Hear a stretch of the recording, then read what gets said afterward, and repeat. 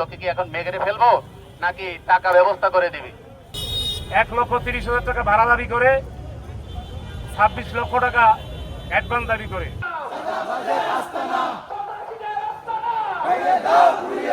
12 সাল থেকে লালবাগ বিরিয়ানি হাউসের দোকান পরিচালনা করে আসতেছি এবং সুনামের সহিত এ পর্যন্ত ব্যবসা করে আসছিলাম।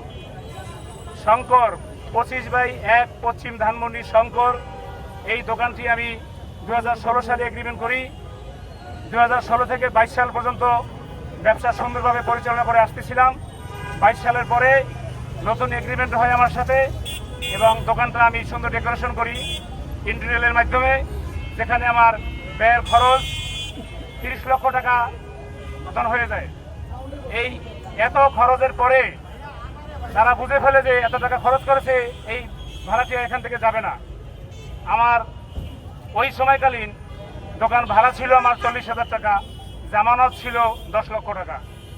আমাকে প্রস্তাব দেওয়া হয় 20 লক্ষ টাকা জামানত দিতে হবে এবং 1 লক্ষ টাকা ভাড়া দিতে হবে। এই প্রস্তাবে আমি ভেঙে পড়ি। আমি হতাশ শুনে এক পর্যায়ে আমাকে তারা বাধ্য করে এই প্রস্তাবে রাজি না হলে দোকান ছেড়ে দিতে হবে। আমি চিন্তা করি এখানে 12-15 জন কর্মচারী আমার রয়েছে, যাদের ফ্যামিলির রুজি রোজগারের জায়গা শুধু এই প্রতিষ্ঠান, এবং আমি সুনামের সহিত এই এলাকায় ব্যবসাটি করে আসছিলাম। সেই কারণে আমি দোকানটি ছেড়ে দিতে পারি নাই। পুনরায় আবার তাদের প্রস্তাবে রাজি হয়ে আমি চুক্তিবদ্ধ হই। আমাকে 2023 সালের এগ্রিমেন্ট করে 26 সাল পর্যন্ত এগ্রিমেন্ট থাকে। 25 সালে আমাকে প্রস্তাব দেওয়া হয় দোকান ছেড়ে দিতে হবে। তখন আমি আবার প্রশ্ন করি যে 26 সাল পর্যন্ত এগ্রিমেন্ট থাকা সত্ত্বেও আপনি এই প্রস্তাব দিতে পারেন না। সে বলে আমাকে 3 মাসের নোটিশ দেওয়ার অপশন রয়েছে, আমি চাইলে তোমাকে উঠিয়ে দিতে পারি। আমি বললাম এটা তো অমানবিক হয়, এতদিন ব্যবসা করে আসছি, এই কাজটা আমার সাথে করবেন। এক পর্যায়ে সে প্রস্তাবের মাধ্যমে 1,30,000 টাকা ভাড়া দাবি করে 26 লক্ষ টাকা অ্যাডভান্স দাবি করে। এই পর্যায়ে অনেক দিন আমার সাথে আলোচনা হয়। শেষ পর্যায়ে আমাকে এটাও বাধ্য করে এই এগ্রিমেন্টের মধ্যে দিচ্ছে, তারা যে প্রস্তাব দিয়েছে। আমি এক পর্যায়ে প্রস্তাবে রাজি হইতে বাধ্য হই, ব্যবসাটি আবার পরিচালনা করি। 24 সালে, এই 26-এর আগে 24 সালে আমার দোকানে অনাকাঙ্ক্ষিত একটা ঘটনা ঘটে। তার ছেলেরা, তার 2 সন্তান রয়েছে, বড় ছেলে সাজ্জাদ হোসেন রোমান এবং ছোট ছেলে মোহাম্মদ রোহান। এই 2 ছেলে নিয়মিত মাসিক ভাড়া মাসিক ব্যয় করার পরেও সকাল বিকাল নগদ টাকার জন্য দোকানে আসে। আমি সাধ্যের মধ্যে থাকা সেই অ্যামাউন্টগুলো তাকে দেই। যখন এই সাধ্যের বাইরে বড় অ্যামাউন্ট চায়, 20,000 30,000, ওই টাকা দিতে অস্বীকার করলে তখন আমাকে গালমন্দ করা হয়, ম্যানেজারকে মারধর করে এবং যত খারাপ আচরণ সে ওই সময় করে। 25/6/2026 সন্ধ্যার পরে আমাদের কাছে ফোন দেয় যে রাতে আমাদের 30,000 টাকা দিবা, এবং রাত্র 12টার সময় আবার লোক পাঠায় যে 30,000 টাকা তাড়াতাড়ি ওর কাছে দিয়ে দাও। এবং আমি তখন বলি যে আমি তো সারাদিনে যা বেচা বিক্রি করছি সেগুলো বিল পাটা দিয়ে ফেলেছি, গরু ছাগল মুরগি এগুলোর বিল দিয়ে ফেলেছি।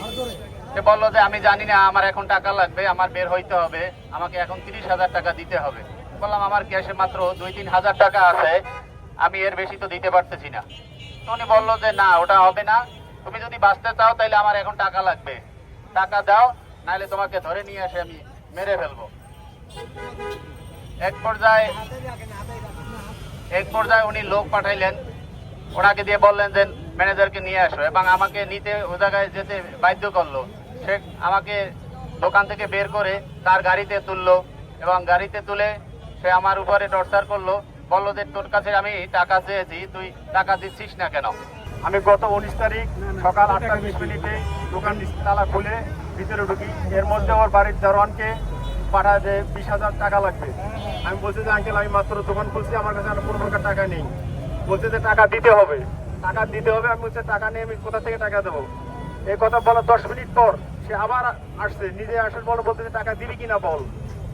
আমি বলছি যে আমার মাত্র এখন এখানে সকাল তখন 12:31 বাজে, তখন আমি 577 টাকা 80 টাকার মতো বিক্রি করছি। কিন্তু সে বলছে না তুই টাকা দিবে। আমি টাকা দিতে অস্বীকার করাতে সে আমাকে ওখান থেকে কলার ধরে তুলে নিয়ে এসে মারধর করে এবং আমার দোকানের ভিতর ভাঙচুর করে।